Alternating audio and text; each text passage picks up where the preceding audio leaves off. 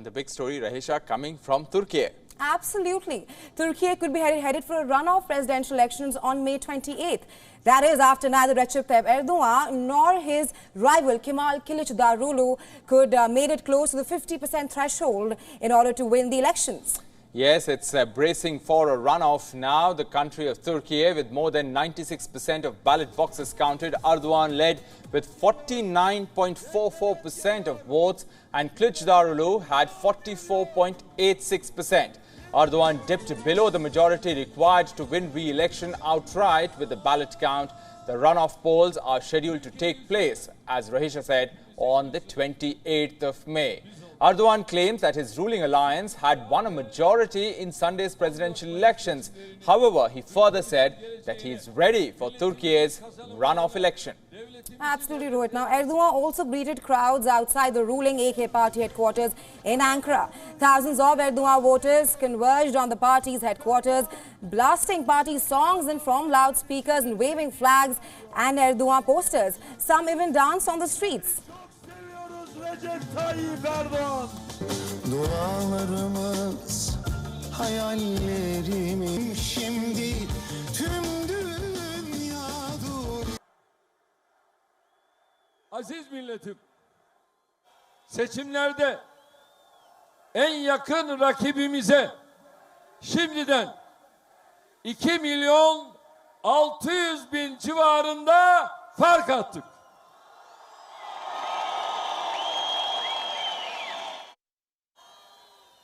Komisyonların genelinde Cumhur İttifakı hakimdir.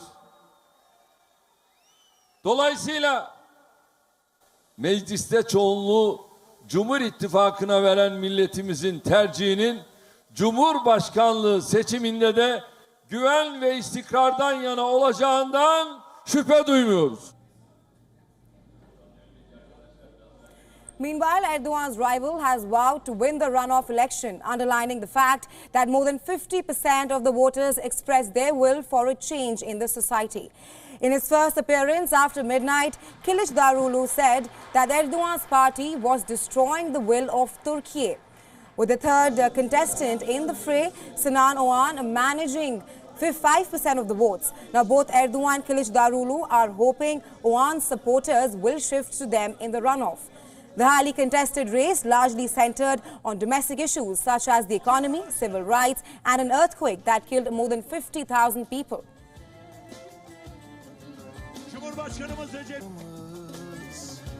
Ondan sonra da utanmadan şehirlerimizi karalamaya çalışıyorlar. Milleti tahrik ederek buna güçleri yetmezlerle beraber bu milletin evlatlarıyla beraber coşacak.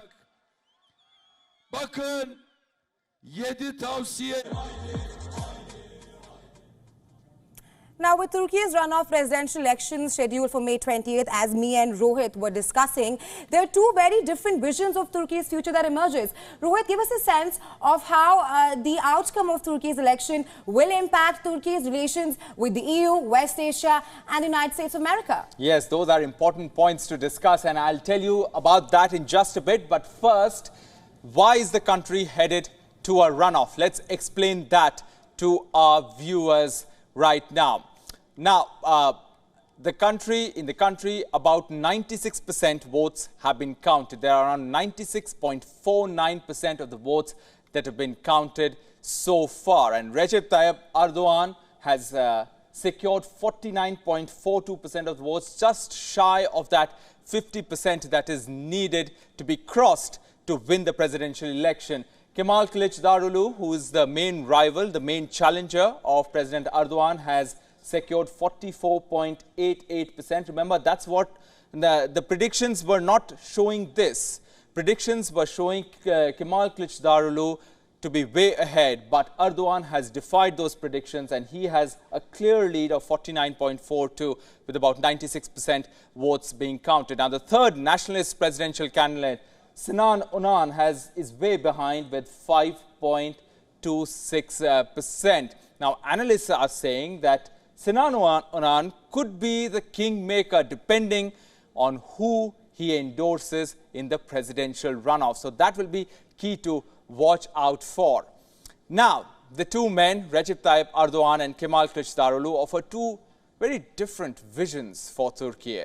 Erdogan, remember, is the longest-serving leader of Turkey who may have created chronic headaches for the West, but is a hero of Turkey's working class. Kemal Kilicdaroglu, on the other hand, is a bookish civil servant who promises to retire after stripping the presidency of most of Erdogan's powers. So let's now take a look at the strategic divergence between the two leaders when it comes to the policy that they are espousing. Let's take a look at that graphic we have for you.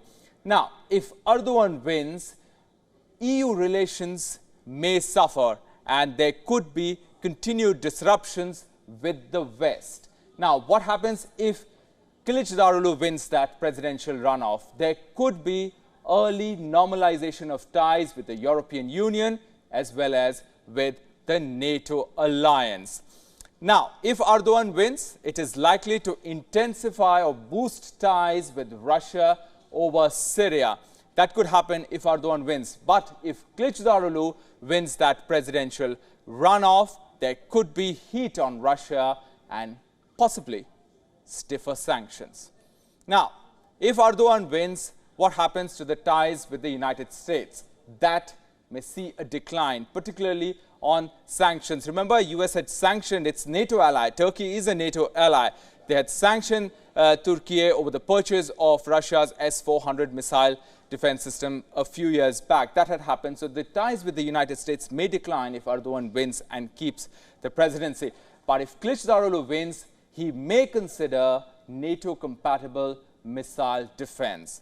So that's interesting to watch out for. What happens if either of these candidates win the election? Now, if Erdogan wins, what happens with ties with Russia? Putin, the Russian president, could use Turkey to undermine NATO. Again, as I said, Turkey is a NATO ally partner. So Putin could use Turkey to undermine NATO. The two nations have been cozying up in the past as well under Erdogan's presidency. Now, if Kilicdaroglu wins, it may unblock Sweden's NATO accession. Right now, Turkey has blocked Sweden's accession to NATO. They have approved Finland's accession, but Sweden's accession is still blocked by Turkey. So this is what could happen vis-a-vis Russia and NATO are concerned. Now, if Erdogan wins, he has pledged never to expel Syrian refugees from the country. But, remember, despite local unrest there. But if Kilicdaroglu wins, he aims to deport Syrian refugees within the next 2 years. So that's another significant policy divergence between the two leaders.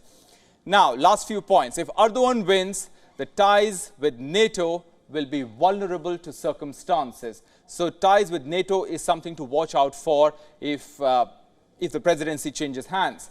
If Kilicdaroglu wins, what will happen?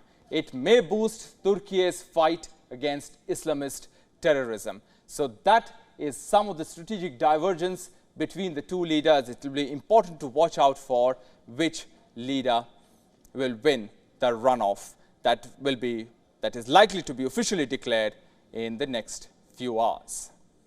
Absolutely, Rohit. It looks like both the leaders have completely contrasting views for Turkey.